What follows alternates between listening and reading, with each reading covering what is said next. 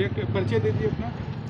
मेरा नाम आदित्य प्रताप सिंह है। मैं मूल रूप से रायबरेली का निवासी हूँ और मेरी स्कूलिंग बाराबंकी से हुई थी। इसके बाद मैंने लॉ की शिक्षा प्राप्त की कोलकाता से और अभी 4 साल से रायबरेली में था लॉकडाउन के बाद से, और रायबरेली से सिविल सर्विसेज की तैयारी की जिसमें मेरी रैंक 341 आई है। तो और किस अटेम्प्ट में आपने ये सिविल सर्विस निकाली, कौन सा अटेम्प्ट था ये? जी, ये मेरा पहला प्रयास था। पिछले साल ग्रेजुएट हुए थे तो 2022 फर्स्ट अटेम्प्ट था। क्या रैंक यहाँ है तक आपकी? पहुँचने में क्या कठिनाइयों का सामना करना पड़ा और किनका सहयोग रहा? सबसे बड़ी कठिनाई तो मेरे पापा ही पास्ड अवे, वो 2018 में एक्सपायर हो गए थे। तो उसके बाद फिर फैमिली ने काफ़ी सपोर्ट किया, नाना जी के यहाँ हम रहते थे, और मेरी दीदी ने काफ़ी मार्गदर्शन किया क्योंकि दीदी हमसे आगे थी और पिछले साल उनने भी ये सिविल सर्विसेज एग्ज़ाम क्रैक किया हुआ था।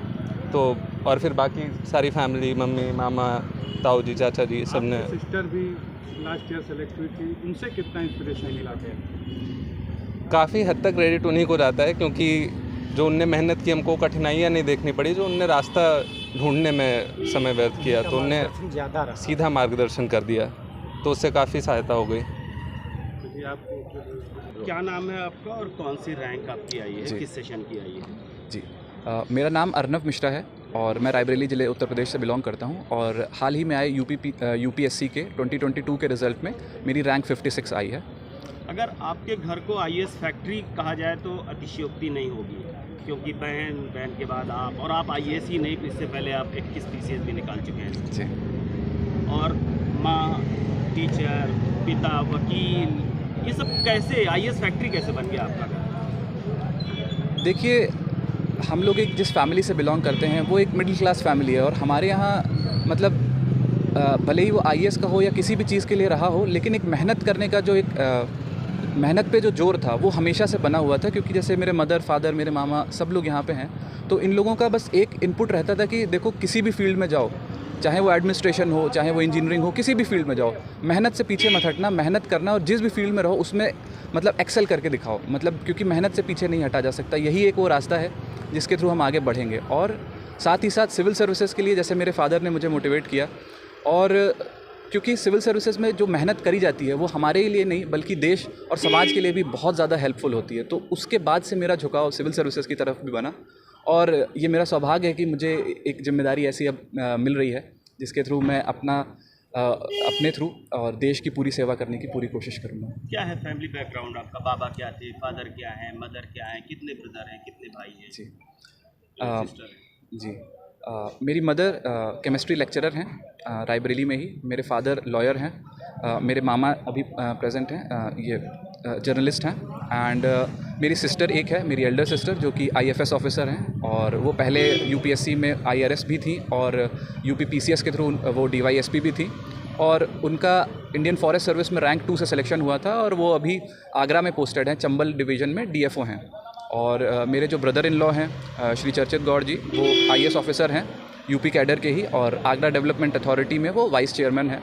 इन सभी का बहुत इंपॉर्टेंट रोल रहा। साथ ही साथ मेरे जो ग्रैंडफादर थे वो रेलवे में काम करते थे, तो एक जो रेलवे में डिप्टी कंट्रोलर थे। तो ये जो सारा एक बैकग्राउंड था वो एक मेहनत का ही बैकग्राउंड था, और ये पढ़ाई का जो एक कल्चर था, जैसा कि आपने कहा कि आईएएस फैक्ट्री, देखिए जो एक पढ़ाई का कल्चर था कि पढ़ के ही हो सकता है जीवन में, पढ़ाई करते रहना है हमें, और हम जब पढ़ाई करते रहेंगे तो उससे ना सिर्फ अपना बल्कि देश का भी बहुत ज़्यादा भला करने का हमें एक मौका दिया जाएगा, और उसी के दौलत में आज यहाँ पे पहुँच पाया हूँ। माँ केमिस्ट्री टीचर है, कहीं सब्जेक्ट भी तो आपने केमिस्ट्री नहीं लिया, वही फ़ायदा तो नहीं उठा लिया आपने? नहीं, देखिए मेरा जो सिविल सर्विसेज में ऑप्शनल सब्जेक्ट था वो सोशियोलॉजी था, तो मेरा बैकग्राउंड तो साइंस का रहा है। मैंने आईआईटी जोधपुर से ग्रेजुएशन करा है अपना बीटेक, लेकिन उसके बाद जब मैं आईआईटी जोधपुर में था उसी समय से समाजशास्त्र की तरफ मेरा रुझान बढ़ने लगा था, और मैंने वहाँ पे भी समाजशास्त्र के कई कोर्स लिए थे। और उसके बाद मैंने बेंगलोर में 1 साल नौकरी भी करी, लेकिन वो जो एक सामाजिक बदलाव की तरफ झुकाव था कि शायद मैं भी अपने एफर्ट से इसमें कुछ थोड़ा सा भी कंट्रीब्यूशन दे पाऊँ, शायद मेरे होने की वजह से भी मैं किसी के जीवन में कोई सुधार ला सकूँ, तो ये एक जो थॉट था वो मेरे दिमाग में लिंगर करता रहा, और वही एक थॉट था जिसके बाद मैंने अपनी नौकरी से रिज़ाइन कर दिया और फिर मैंने प्रिपरेशन स्टार्ट कर दी। और जो मेरा ऑप्शनल सब्जेक्ट था वो भी समाजशास्त्री था, क्योंकि मेरा इंटरेस्ट उसमें बहुत बढ़ गया था। एक चीज़ आपने बीच में मिस कर दी है, वो हमारे दर्शकों को जानना यूपी PCS में मतलब 2021 में मेरा सिलेक्शन हुआ था और मेरी रैंक 16 आई थी, और मैं डिप्टी कलेक्टर की ट्रेनिंग अभी कर भी रहा हूँ। और इनफैक्ट जो लास्ट ईयर UPSC 2021 था उसमें भी मैं सेलेक्टेड था और मुझे Delhi and Andaman Nicobar police services मिला था।